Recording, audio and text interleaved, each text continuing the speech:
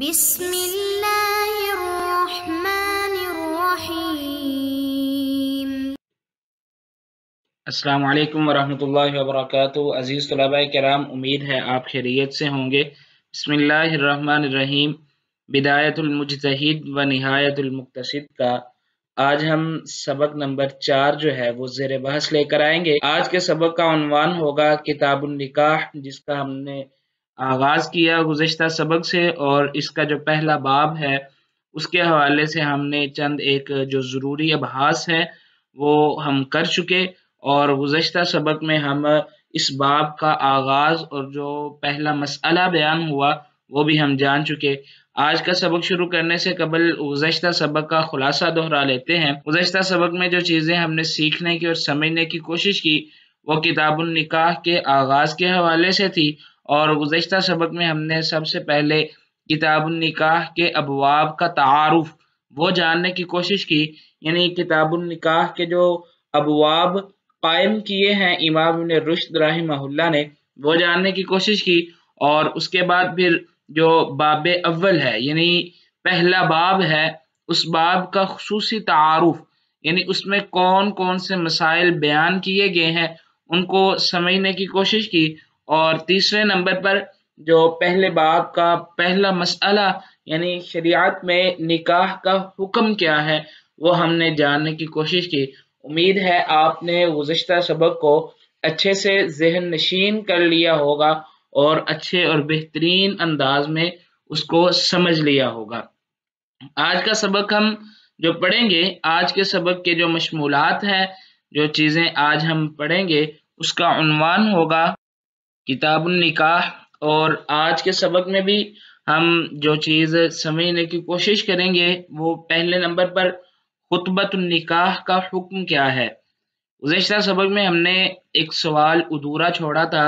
باب کے تعارف میں کہ خطبۃ النکاح کس انداز سے پڑھا جائے گا،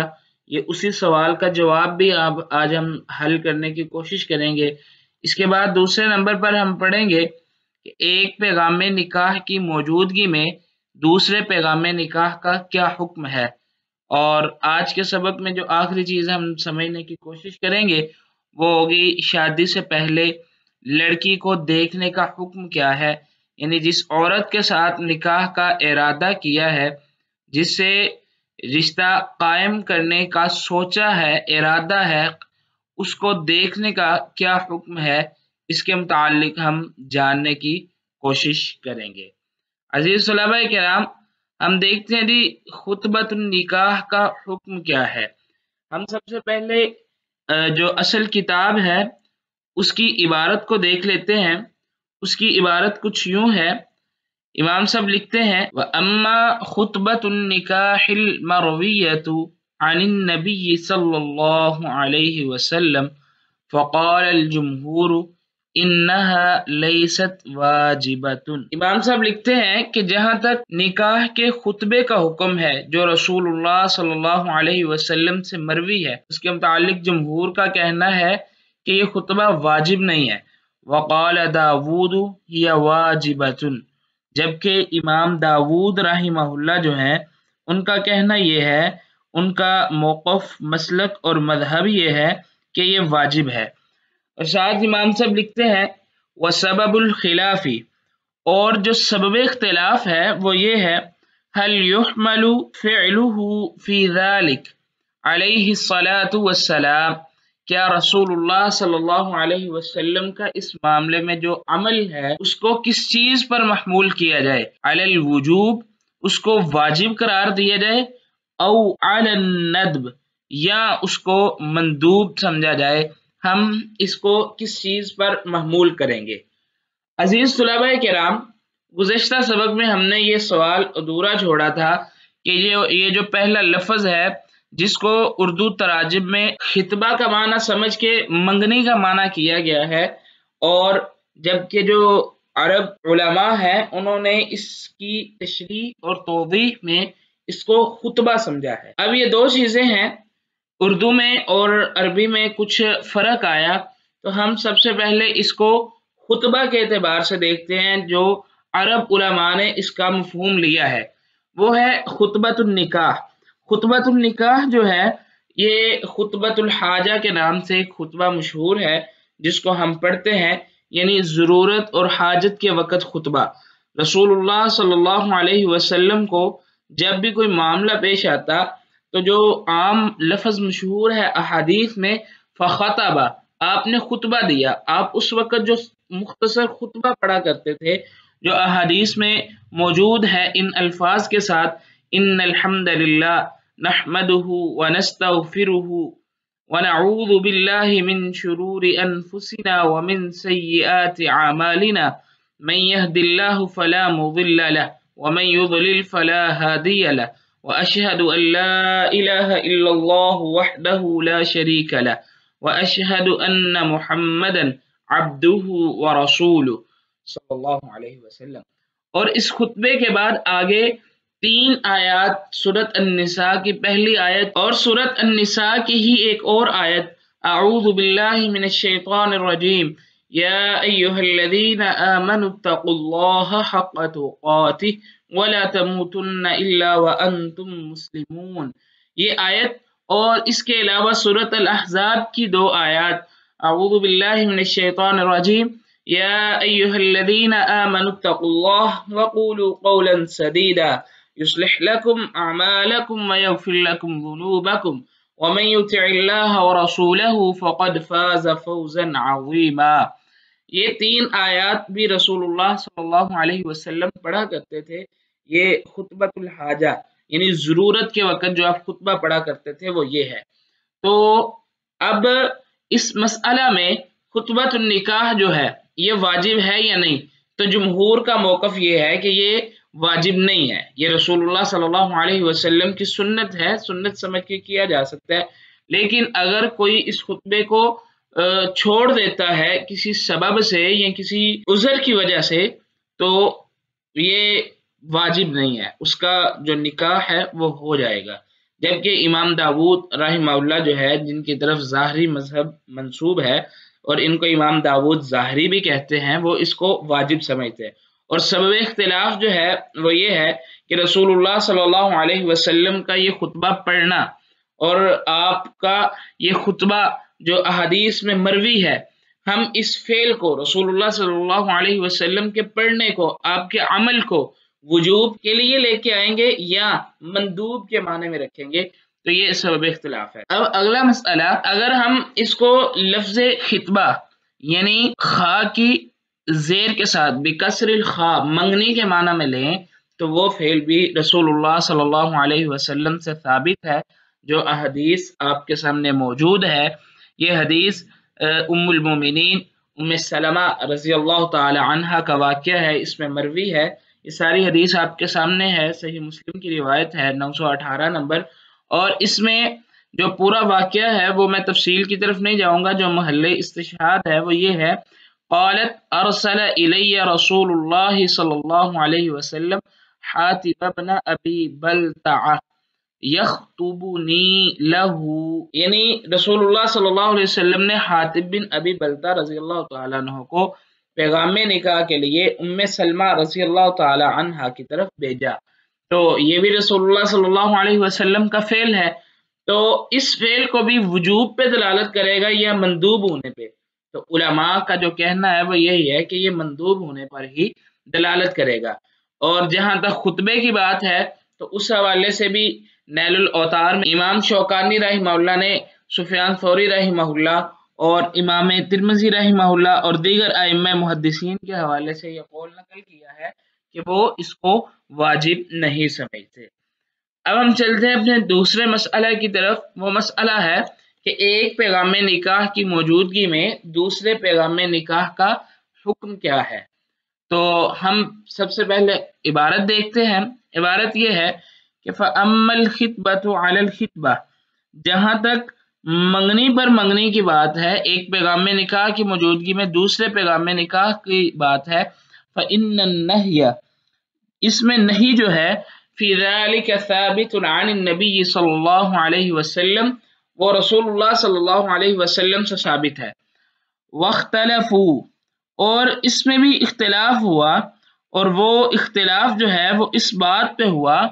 हल यदुल्लु ज़ालिका अला फसाद नही अन्हु, क्या ये दलालत करेगा अला फसाद नही अन्हु, जिस काम से मना किया गया है उसके फासिद होने पे, औला यदुल्लु या नहीं दलालत करेगा, यानी खितबा अलल खितबा, एक पैगाम निकाह की मौजूदगी में दूसरे पैगाम निकाह को मना किया गया है, तो क्या अगर कोई बंदा ऐसा काम कर गुजरता है, कर बैठता है, तो वो जिस काम से मना किया गया, यानी दूसरा पैगाम निकाह भेजने से मना किया गया है और उस पैगाम निकाह की मौजूदगी में निकाह भी वजूद में आ जाता है, तो क्या ये नहीं जो है ये फसाद पर दलालत करेगी कि नहीं? औला यदुल्लु, ये नहीं दलालत करे। वइन काना यदुल्लु, अगर ये दलालत करेगी, फफी अई हालतिन यदुल्लु, तो किस हालत में ये दलालत करेगी? अजीज तलबा किराम, हम इसका सबब इख्तिलाफ और ये चीज़ें देखने से कबल हम सबसे पहले खितबा अलल खितबा का हुक्म रसूलुल्लाह सल्लल्लाहु अलैहि वसल्लम की रिवायात से देख लेते हैं। रसूलुल्लाह सल्लल्लाहु अलैहि वसल्लम ने खितबा अलल खितबा से मना किया है और इसके हवाले से सहीहुल बुखारी में,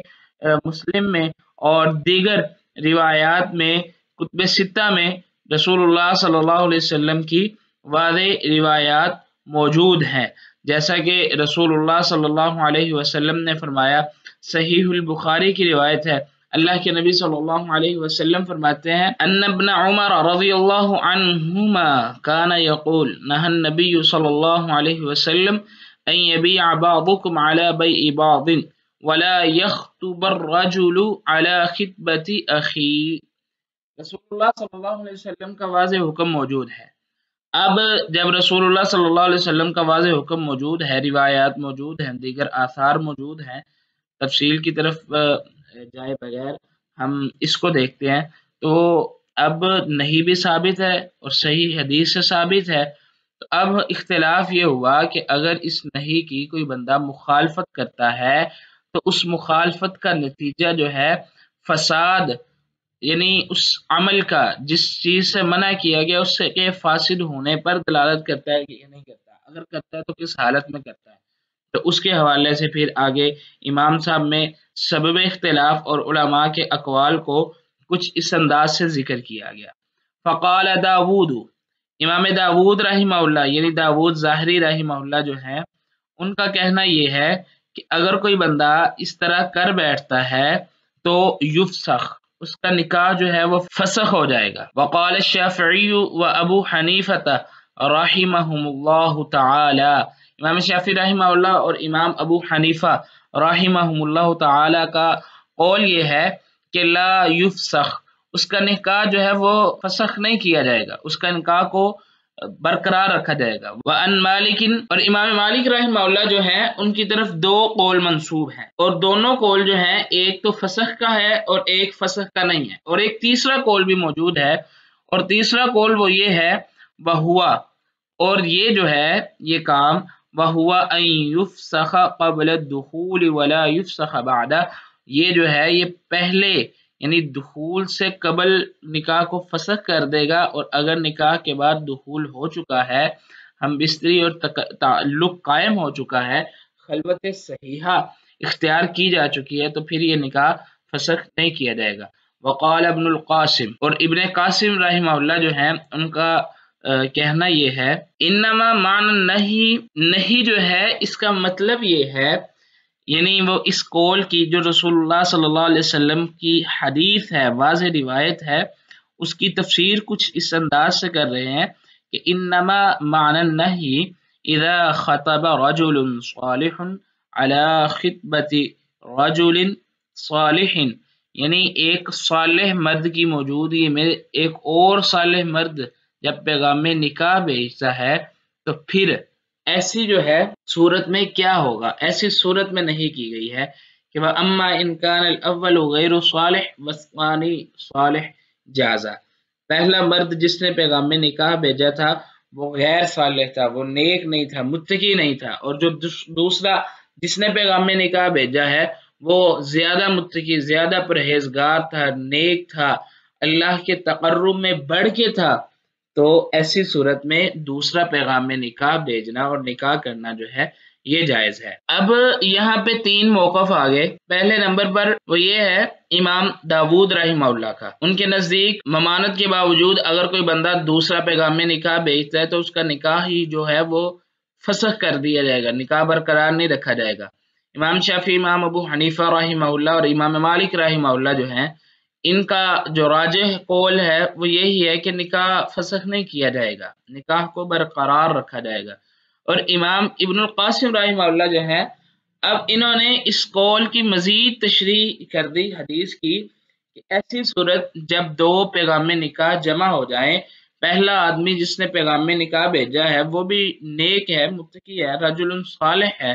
لیکن دوسرا جس نے پیغام نکاح بھیجا ہے وہ زیادہ متقی ہے، اس سے زیادہ بڑھ کے نیک ہے، زیادہ بڑا عالم ہے، زیادہ بڑا عامل ہے، تو ایسی صورت میں دوسرے شخص کا نکاح جو ہے اور پیغام نکاح جو ہے یہ جائز ہو جائے گا۔ اب اگلی بات، ایک مسئلہ اور بھی ہے کہ ایک عورت کو ایک شخص نے پیغام نکاح بھیجا اور کچھ دیر انتظار کیا لیکن کوئی جواب نہ آیا، اور دوسرا بندہ نکاح کا پیغام اب بھیج سکتا ہے یا نہیں بھیج سکتا یا صرف وہ منتظر ہی رہے گا، تو اس کی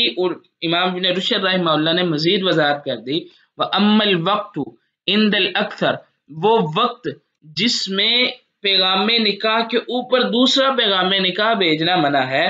ایک پیغام نکاح کی موجودگی میں دوسرے پیغام نکاح کو منع کیا گیا ہے، وہ وقت کون سا ہے؟ فہوا، وہ وقت یہ ہے کہ اذا رکن بعضهم الى بعض، جب عورت اور مرد دونوں ایک دوسرے کی طرف مائل ہو رہے ہوں اور ان کا آپس میں جھکاؤ بن رہا ہو، تو اس وقت دوسرا پیغام نکاح بھیجنا جائز نہیں ہے۔ لا فی اول الخطبہ،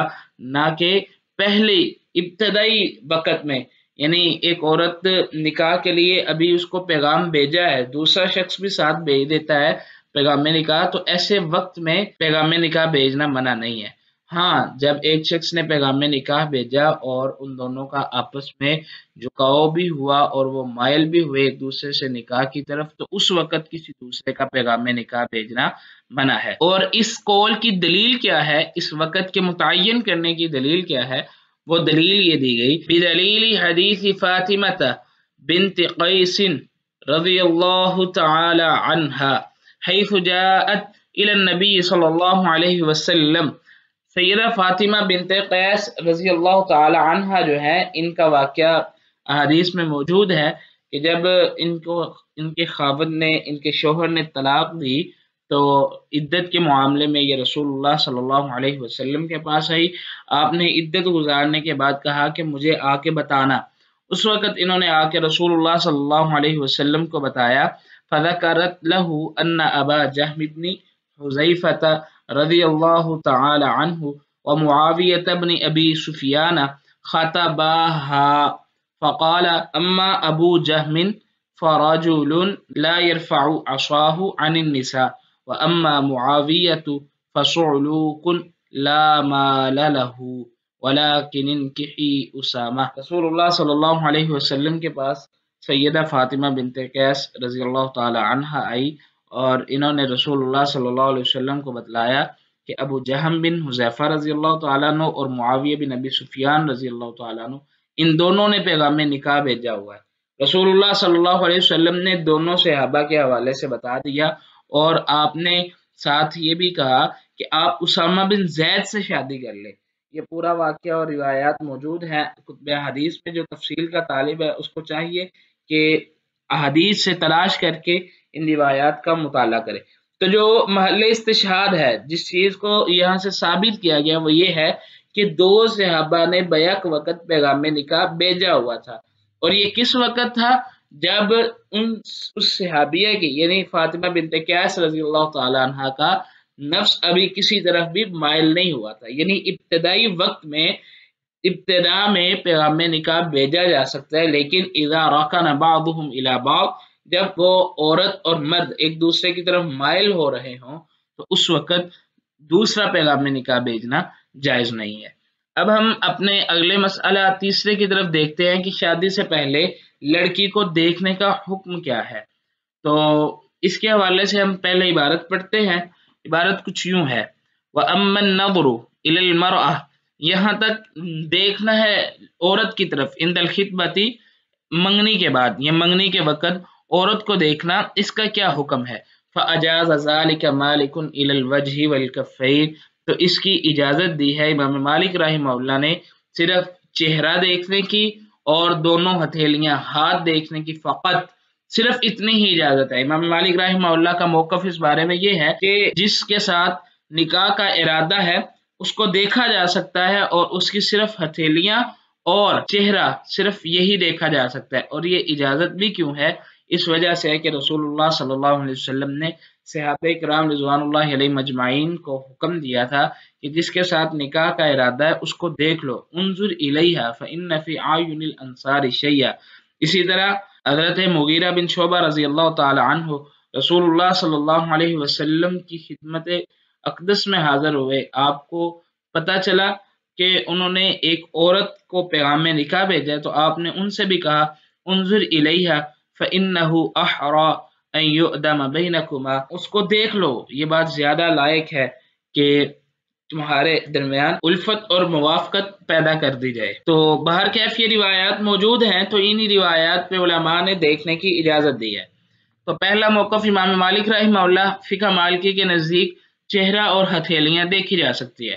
وَأَجَازَ ذَلِكَ غَيْرُهُ إِلَى جَمِيعِ الْبَدَنِ، اور جو بعض دوسرا موقف امام صاحب نے یہاں پہ لکھا ہے وہ یہ ہے کہ بعض نے تو پورا جسم دیکھنے کی اجازت دی ہے، عدد سوءتینی، شرمگاہ کے علاوہ۔ عزیز طلباء کرام، یہ موقف جو ہے اس کے کمزور ہونے کے لیے یہی بات کافی ہے کہ شریعت نے عورت کے پورے جسم کو پردہ بنایا ہے، اور یہ واضح نصوص اور قطعی نصوص جو ہیں یہ موقف ان نصوص کے خلاف ہے۔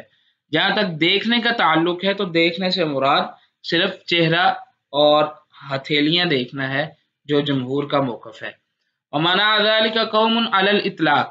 اور بعض لوگوں نے مطلق طور پر عورت کی طرف دیکھنے سے منع کیا ہے۔ وَأَجَازَ ابو حنیفہ، اور امام ابو حنیفہ رحمہ اللہ جو ہیں انہوں نے پھر اس کی اجازت دی۔ ان کے نزدیک کتنا ہے؟ النظر الى القدمین مع الوجہ والکفین، امام صاحب نے قدمین یعنی پاؤں، چہرہ اور ہتھیلیاں، یہ تین چیزیں جو ہیں ان کو دیکھنے کی اجازت دی۔ والسبب فی اختلافہم، اور جو سبب اختلاف ہے، جو سبب ہے وہ یہ ہے انہ ورد الامر بالنظر الیہن مطلقا، سبب اختلاف یہ ہے کہ عورت کی طرف دیکھنے کا حکم جو ہے وہ مطلق طور پر وارد ہوا ہے، وورد بالمنع مطلقا، اور ممانت جو ہے وہ بھی مطلق طور پر وارد ہوئی ہے، وورد مقیدہ، اور مقید بھی جو حکم ہے وہ وارد ہوا ہے۔ اب امام صاحب نے یہ تینوں سبب اختلاف بتائے کہ مطلق دیکھنے کی اجازت بھی ہے، مطلق ممانت حکم بھی ہے، اور مقید کر کے بھی اس کو بیان کیا گیا ہے، یعنی آنی بالوجہ والکفین، مقید کی امام صاحب نے مزید وضاحت کر دی کہ مقید سے مراد یہ ہے کہ چہرہ اور ہتھیلیاں جو ہیں ان کو مقید کر کے بیان کیا گیا ہے، علی ما قالہ کثیر من العلماء فی قولہ تعالی اعوذ باللہ من الشیطان الرجیم ولا یبدین زینتہن الا ما ظہر منها انہ الوجہ والکفان وقیاسا، اور اس کا قیاس بھی ہے علی جواز کشفہما فی الحج عند الاکثر، کہ حج کے وقت جب عورت احرام میں ہوتی ہے تو اس وقت عورت کا چہرہ اور ہتھیلیاں ننگی ہوتی ہیں، اس وجہ سے مقید کر کے اس حکم کو بیان کیا گیا ہے۔ وردہ مقیدہ کا یہ مطلب ہے کہ ہتھیلیاں اور چہرہ یہ مقید کر دیا گیا ہے، اور اس کی دلیل ایک تو حج کے حکم پر قیاس ہے، اور دوسرا جو دلیل ہے وہ الا ما ظہر منہا سے انہ الوجہ والکفان، کہ وہ ہتھیلیاں اور چہرہ ہے۔ بہرکیف دوسرا جو ہے ومن منع، اور جس نے منع کیا ہے مطلق طور پر، جنہوں نے منع کیا ہے ان کی دلیل یہ ہے کہ تمسک بالاصل، انہوں نے اصل کو ہی تھام لیا ہے، وہ اصل پہ رک گئے ہیں، اور وہ کیا ہے؟ وہو تحریم النظر الی النساء، اور وہ عورتوں کی طرف دیکھنے کی حرمت ہے۔ تو اس حکم سے یہ بات سمجھ آتی ہے کہ جنہوں نے مطلق طور پر ممانت کا حکم بیان کیا ہے، انہوں نے قرآن مجید کی قطعی نصوص جو عورت کی طرف دیکھنے کے حوالے سے ہیں ان میں حرمت بیان کی گئی، انہوں نے ان نصوص کو پکڑا ہے۔ جنہوں نے مقید کر کے اس حکم کو بیان کیا ہے، ان کی دلیل الا ما ظہر منہا اور حج کے حکم پر قیاس ہے، اور جنہوں نے مطلق طور پر دیکھنے کی اجازت دی ہے ان کی دلیل رسول اللہ صلی اللہ علیہ وسلم کی وہ حدیث ہے انظر الیہا۔ تو اس انداز سے یہ تینوں حکم اور ان کا سبب اختلاف موجود ہے۔ ہم اپنے آج کے سبق کا خلاصہ دیکھ لیتے ہیں۔ آج کے سبق میں ہم نے کتاب النکاح